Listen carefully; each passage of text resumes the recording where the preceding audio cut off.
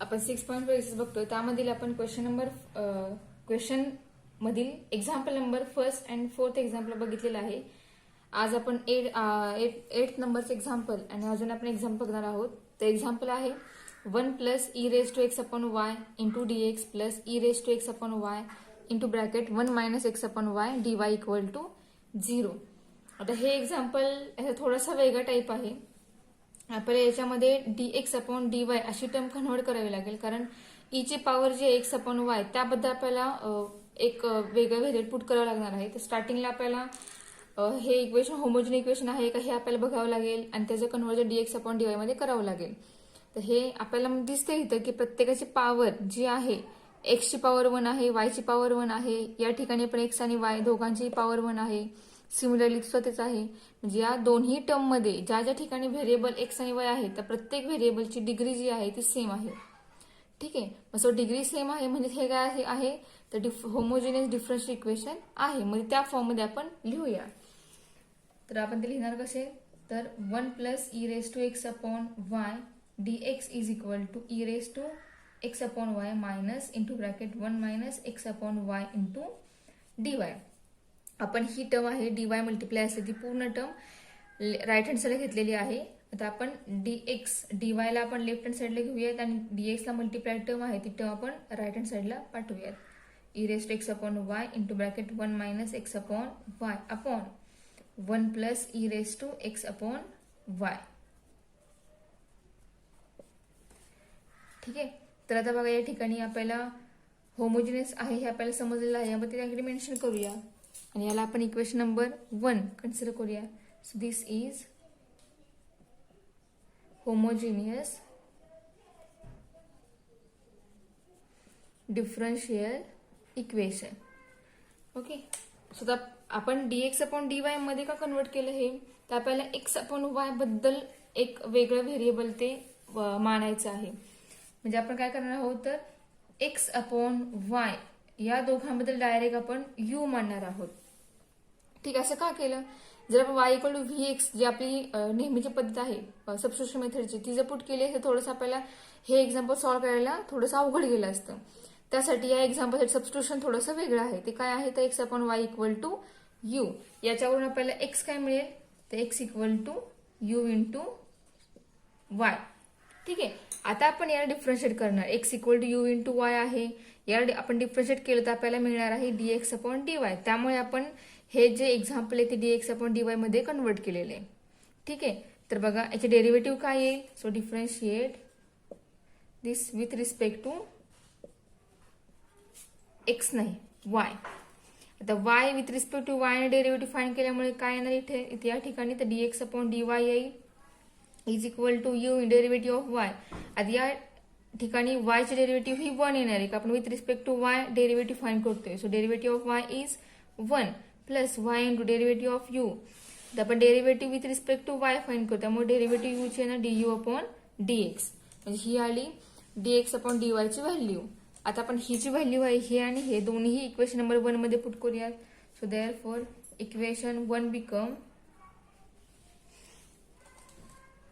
काय येईल तर u plus y into du/dx dy is equal to minus e⁻x/y u आहे so e⁻u into bracket 1 - u upon 1 + e⁻u. ठीक आहे. हे मिळालं आपल्याला. आता इथे जो u आहे तो आपण घेऊया राईट हँड साईडला. तो पॉझिटिव्ह आहे काय होईल निगेटिव्ह होईल. म्हणजेच आपल्याला काय मिळेल y into du/dx is equal to minus e⁻u into bracket 1 - u upon 1 + e⁻u minus u. आपण u आहे तो घेतला आपण राईट हँड साईडला. आता बेस सेम करूया आणि बघूया आपल्याला काय मिळते ते. तर बघा बेस सेम केल्यानंतर आपल्याला काय मिळणार आहे ते y into du/dx is equal to बघा मल्टिप्लाय करूया आपण e⁻u आहे तो ब्रॅकेटमध्ये e⁻u minus u into e⁻u minus u into bracket 1 + e⁻u upon 1 + e⁻u. Therefore y du/dy आहे चुकून du by dy is equal to minus e raise to u minus u into e raise to u minus u e raise to u. ठीक आहे, या ठिकाणी बघा plus minus minus, त्यामुळे या ठिकाणचे साईन हे प्लस होणार आहे आणि इथलं मायनस इंटू प्लस हे साईन मायनस होणार आहे upon 1 plus e raise to u. तर u into e raise to u हे जे दोन टर्म आहेत ह्या दोन टर्म सेम आहेत आणि पॉझिटिव्ह निगेटिव्ह आहेत, त्यामुळे दोन्ही टर्म कॅन्सल होतील. आपल्याला मिळेल dy इंटू du by dx du by dy is equal to minus e raise to u minus u upon 1 plus e raise to u. आपल्याला du म्हणजे upon with respect to x derivative find करायची सवय लागलेली आहे, त्यामुळे चुकून du by dx जसं मी आता केलं, चुकून माझ्याकडून झालं तसं तुमचं पण होऊ नये यासाठी व्यवस्थित काळजीपूर्वक लक्ष द्यायचं. आपण कोणाच्या रिस्पेक्ट टू डेरिव्हेटिव्ह फाइंड केलेली आहे ते. ठीक आहे, चुकून जर या ठिकाणी dx झाला तर एक्झाम्पल आपल्या मार्क्स मिळणार नाही. तर आपल्या या एक्झाम्पलमध्ये व्हेरिएबल कोणते प्रेझेंट आहेत, फक्त u आणि y, त्यामुळे du आणि dy हे दोनच त्या ठिकाणी डिफरन्शियल टर्म ते असणार आहेत. ठीक आहे, तर हे सेपरेट या ठिकाणी आपलं सॉल्व्ह झालं आहे एक्झाम्पल. आता आपण व्हेरिएबल सेपरेबल फॉर्म अप्लाय करून प्रत्येक व्हेरिएबल जे आहे ते सेपरेट करूयात.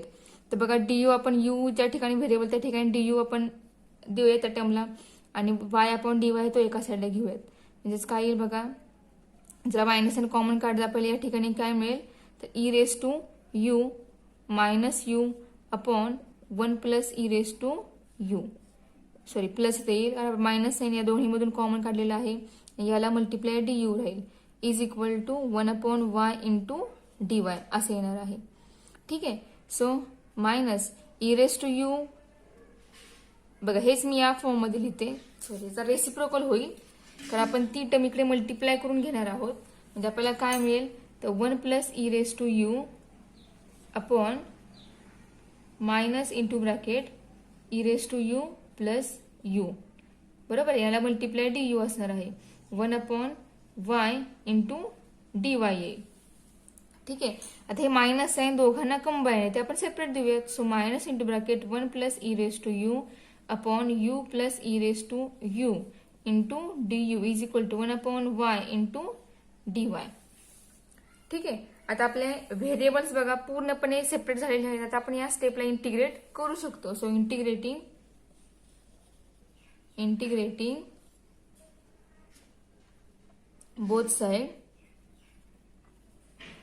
वी गेट, आपल्याला काय मिळेल मग, तर बघा minus, already minus sign constant असते, आपण इंटिग्रेशन साइनच्या बाहेरच लिहूयात. So minus integration of 1 plus e raise to u upon u plus e raise to u into du is equal to integration of 1 upon y into dy. ठीक आहे, तर हे minus sign जे आहे ते मायनस साइन आपण या 1 upon वायला देऊयात. बघा आपला आन्सर काय मिळते ते. आपली नेक्स्ट स्टेप असेल integration of 1 plus e raise to u upon u plus e raise to u into du is equal to minus integration of 1 upon y into dy. फक्त काय केलं आपण, हे जे मायनस साइन आहे लेफ्ट हँड साइड तेच आपण right hand साइडला दिलेलं आहे. ठीक आहे, आता आपण याचं इंटिग्रेशन फाइंड करूया. ते इंटिग्रेशन काय येईल बघा, ते e raise to u 1 plus e raise to u जी आहे ती काय आहे, तर या u plus e raise to u ची डेरिव्हेटिव्ह आहे. तुम्ही u plus e raise to u differentiate करा, तुम्हाला आन्सर मिळेल 1 plus e raise to u. ज्या वेळेला डिनॉमिनेटरची डेरिव्हेटिव्ह न्यूमरेटरला असते त्यावेळेला त्या टर्मचं इंटिग्रेशन काय येतं, तर log of u plus e raise to u हे येणार आहे. म्हणजेच आपल्याला मिळेल log of u plus e raise to u, बरोबर, आणि is equal to minus log of y plus log c. ठीक आहे, हे मिळालं आपले इंटिग्रेशन. आता बघा आपले दोन्ही टर्मचे इंटिग्रेशन हे लॉग मध्ये आलेले आहेत, त्यामुळे आपण सी सुद्धा लिहिताना काय लिहिला, लॉग सी लिहिला, इंटिग्रेटिंग कॉन्स्टंट आहे तो. आता तेच आपण एकत्र करूयात. Log of u plus e raise to u is equal to log y, ह्याला निगेटिव्ह साईन आहे त्यामुळे हे दोन्ही काय होतील, डिवाइड होतील. म्हणजे सी ला वाय डिवाइड होईल कारण वाय हा निगेटिव्ह आहे आपला. ठीक आहे, तर बघा आता हे लॉग दोनचे कॅन्सल होतील, आपल्याला मिळेल u plus e raise to u is equal to c upon y. आता यू ची व्हॅल्यू जी आहे ती पुट करू. यू म्हणजे आपल्याला काय आहे तर एक्स अपॉन वाय आहे. So x upon y plus e raise to x upon y is equal to c upon y. आता हा जो वाय आहे ह्याला मल्टिप्लाय होईल. सो मल्टिप्लाय मध्ये लिहूया आणि या दोघांचा बेस सेम करूयात. So x plus y into e raise to x upon y is equal to c. काय केला, हा जो वाय हा आपण लेफ्ट हँड साईडला घेतला त्यामुळे तो पूर्ण या टर्मला मल्टिप्लाय झाला. ठीक आहे. त्याचबरोबर काय केलं आपण, तर हा एक्स अपॉन वाय जो आहे ह्या दोघांचा काय केला, बेस सेम केला. मग तो वाय आणि ह्या e raise to x upon वायला मल्टिप्लाय केला, त्यामुळे x plus y e raise to x upon y ही टर्म मिळाली आणि त्याला डिवाइड वाय मिळाला. तर हे दोन्ही वाय वाय काय होतील, कॅन्सल होतील आणि आपल्याला आन्सर मिळेल x plus y e raise to x upon y is equal to c. आणि आपल्याला हे जे मिळालं हे झालं आपलं, हे आहे आपलं general solution which is required. This is required general solution. ठीक आहे. ज्यामध्ये कॉन्स्टंट सी असतो ते असतं आपलं जनरल सोल्युशन. ठीक आहे. आता आपण यामधीलच एक्झाम्पल एक दुसरं बघणार आहोत. त्यामध्ये आपल्याला स्पेसिफिक एक्स आणि वाय याची व्हॅल्यू दिलेली आहे आणि ज्या वेळेला एक्स आणि वाय ची व्हॅल्यू दिलेली असते त्या व्हॅल्यूसाठी आपल्याला आन्सर फाइंड करावं लागतं. त्यावेळेला आपल्याला त्या एक्झाम्पलचं पर्टिक्युलर सोल्युशन फाइंड करावं लागतं.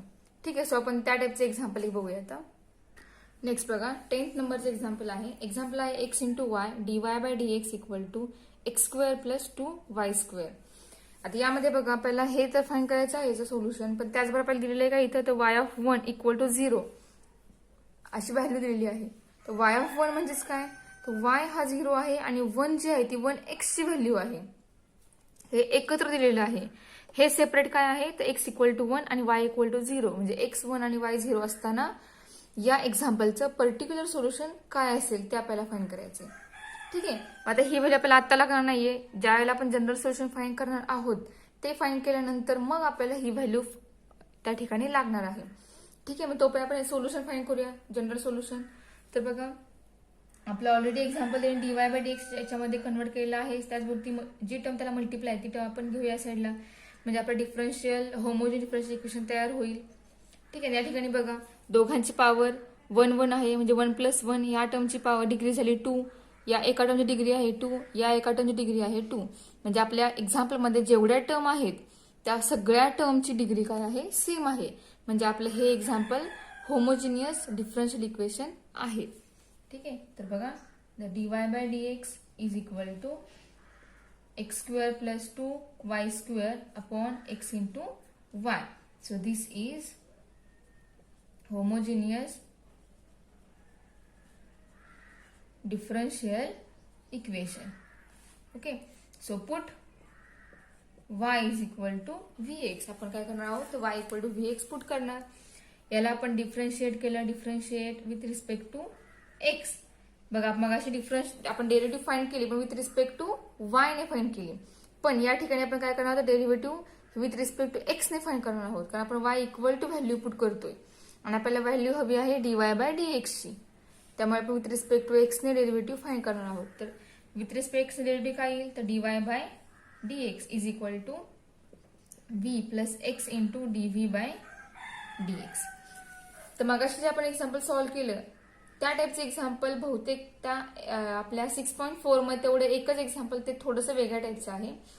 बरे बाकी सगळे एक्झाम्पल जे आहेत त्या ठिकाणी आपण dy बाय dx फाइंड करणार आहोत. ठीक आहे. तर बघा हे पुट करूयात. या दोन्ही व्हॅल्यू आपण इक्वेशन नंबर 1 मध्ये पुट करूया. देअरफॉर इक्वेशन 1 बिकम काय येईल, तर v plus x into dv upon dx is equal to x square plus 2y square means v square x square upon x into v into x. ठीक आहे. तर numerator मधून x square common निघेल. So x square into bracket 1 plus 2v square येणार आहे upon x into x x square होईल into v होईल. आणि हा जो व्ही आहे तो आपण घेऊया साईडला, तो निगेटिव्ह होईल पॉझिटिव्हचा मायनस व्ही. ठीक आहे. आता याच्यामध्ये बघा एक्स स्क्वेअर सेम आहे ते कॅन्सल होतील, म्हणजेच x into dv upon dx is equal to आपल्याला मिळेल 1 plus 2v square upon v minus v. ठीक आहे. आता बेस सेम करूयात दोन्हीचा. बेस सेम केल्यानंतर आपल्याला काय मिळेल बघा, तर 1 plus 2v square minus V square upon V. तर 2v² मधून -v² एक कॅन्सल झाल्यानंतर आपल्याला मिळणार आहे काय, तर फक्त v² मिळालं. म्हणजे आपल्याला काय मिळते बघा, आपण या ठिकाणी लिहूयात. नेक्स्ट स्टेप काय येईल, तर x into dv upon dx is equal to 1 plus v² upon v. आपल्याला ही टर्म मिळाली आहे. आता आपण व्हेरिएबल सेपरेबल फॉर्म अप्लाय करूया आणि व्हेरिएबल पूर्ण सेपरेट करूयात. म्हणजे आपल्याला पूर्ण ही टर्म इकडे घ्यावी लागेल लेफ्ट हँड साईडला. त्यामुळे याचा रेसिप्रोकल काय येईल, तर v upon 1 plus v² into dv is equal 1 upon x into dx. ठीक आहे. आता व्हेरिएबल आपले सेपरेट झालेलेच आहेत. आता आपण इंटिग्रेट करूया. So integrating both side we get काय मिळेल आपल्याला, तर integration of v upon 1 plus v² into dv is integration of 1 upon x into dx. तर बघा डिनॉमिनेटरला 1 प्लस v² आहे बरोबर. तर 1 प्लस v² या टर्मची डेरिव्हेटिव्ह आपल्याला काय मिळेल, तर डेरिव्हेटिव्ह 1 कॉन्स्टंट डेरिव्हेटिव्ह 0 येईल, v² डेरिव्हेटिव्ह येणार 2v. ठीक आहे. मग आता या 2v मधील आपल्या न्यूमरेटरला काय आहे, फक्त v आहे बरोबर. 2 आहे का, तर नाहीये.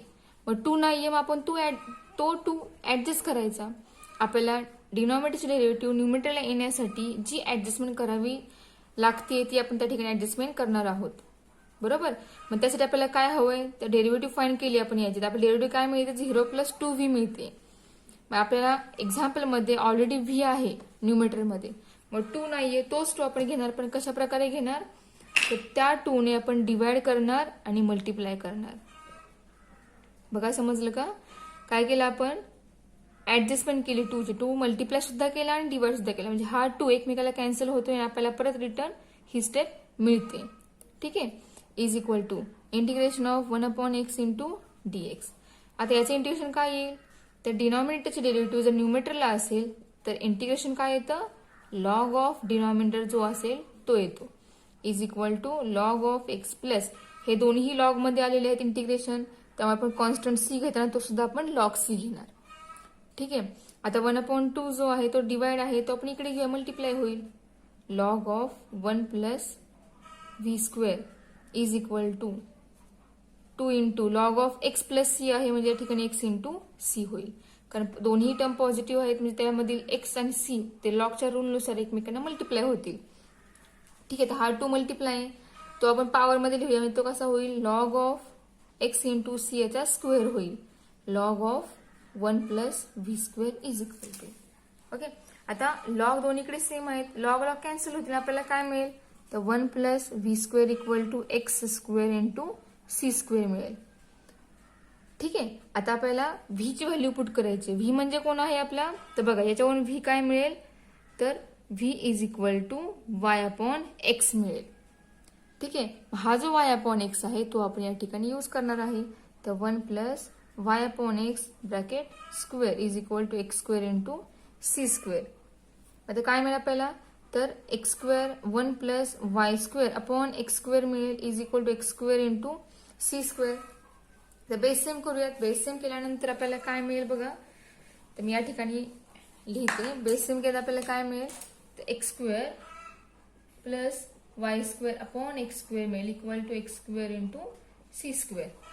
ठीक आहे. तर x² डिवाइड आहे तो आपण घेऊया राईट हँड साईडला, म्हणजे x² आणि हा स्क्वेअर म्हणजे x रेस टू पॉवर किती होणार, 4 होईल.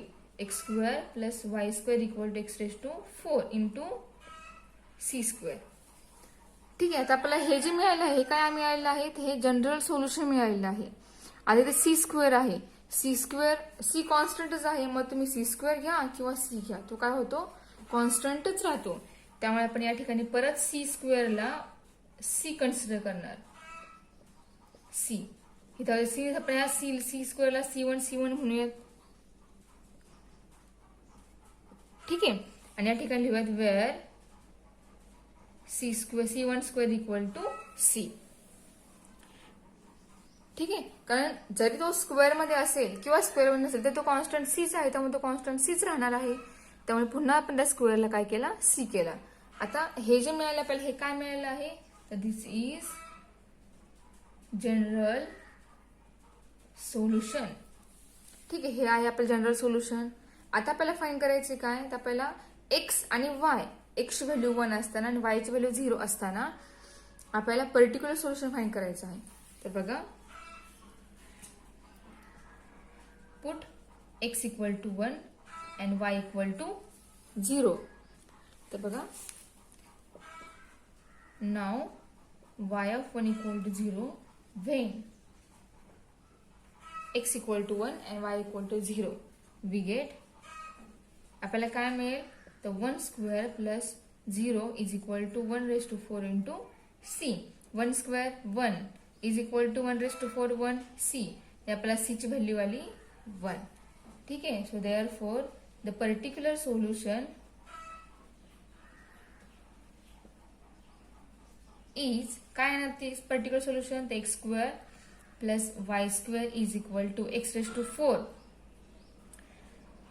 Into c. सी ची व्हॅल्यू किती आहे 1. म्हणजेच हे आलं आपलं पर्टिक्युलर सोल्युशन. ठीक आहे. बघा, आपण सी फाइंड केला, फाइंड करून तो परत पुट केल्यामुळे आपल्याला आन्सर मिळाला. हे म्हणजे कोणताही कॉन्स्टंट, इंटिग्रेटेड कॉन्स्टंट प्रेझेंट आहे का, तर नाहीये. म्हणजे ज्या ठिकाणी इंटिग्रेटेड कॉन्स्टंट प्रेझेंट नसतो त्या ठिकाणी आपण सी व्हॅल्यू फाइंड करून पुट करतो, ते जे सोल्युशन येतं ते सोल्युशन असतं पर्टिक्युलर सोल्युशन. आणि ज्या सोल्युशन जनरल सोल्युशन मध्ये सी प्रेझेंट असतो त्या सोल्युशनला म्हणायचं जनरल सोल्युशन. तुम्हाला याच्यावरून दोन्हीतला फरक चांगला समजला असेल. आता आपण याच्यावर डिपेंड यासारखं सेम टू सेम अजून एक एक्झाम्पल बघणार आहोत. ते आहे आपल्या या 6.4 मधील 11th नंबरचे एक्झाम्पल.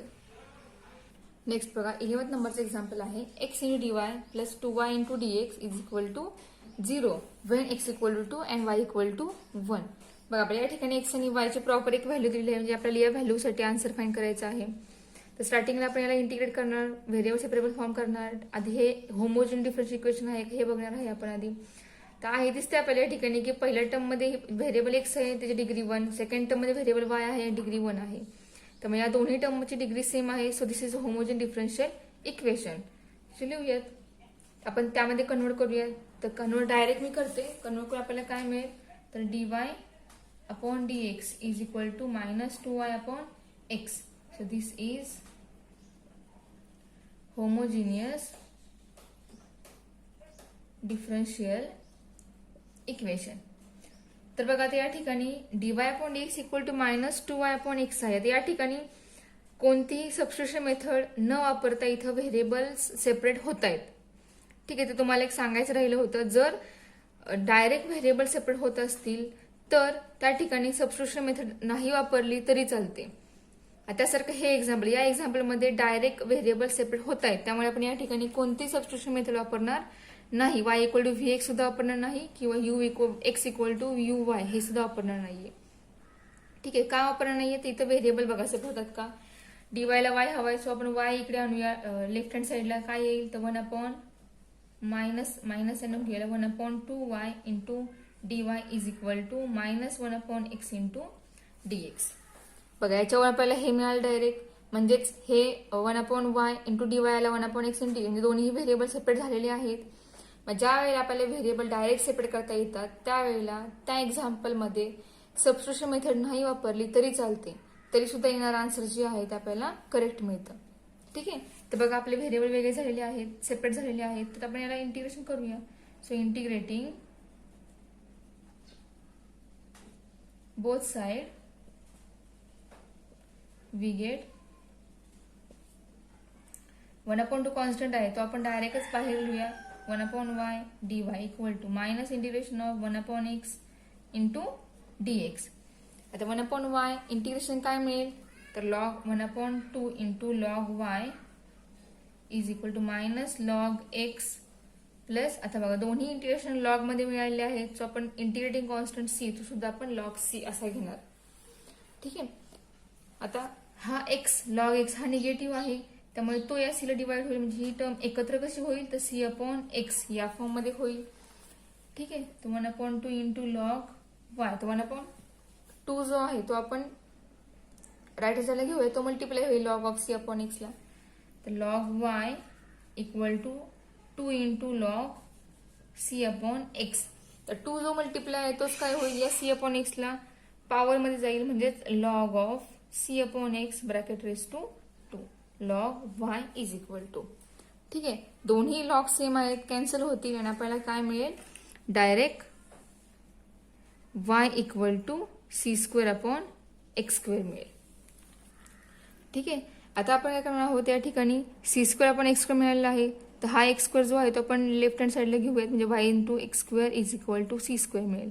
तर सी स्क्वेअर जो आहे त्याला परत आपण कॉन्स्टंट सीच कन्सिडर करूयात, तर आपण त्याला C1 चेंज करूया आणि त्या C1 ला आपण सी कन्सिडर करूयात. Y into x square is equal to c, since where C1 square is equal to c.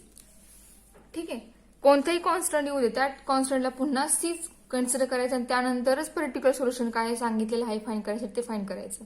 ठीक आहे, so this is general solution. ठीक आहे, so when x equal to 2 and y is equal to 1 we gate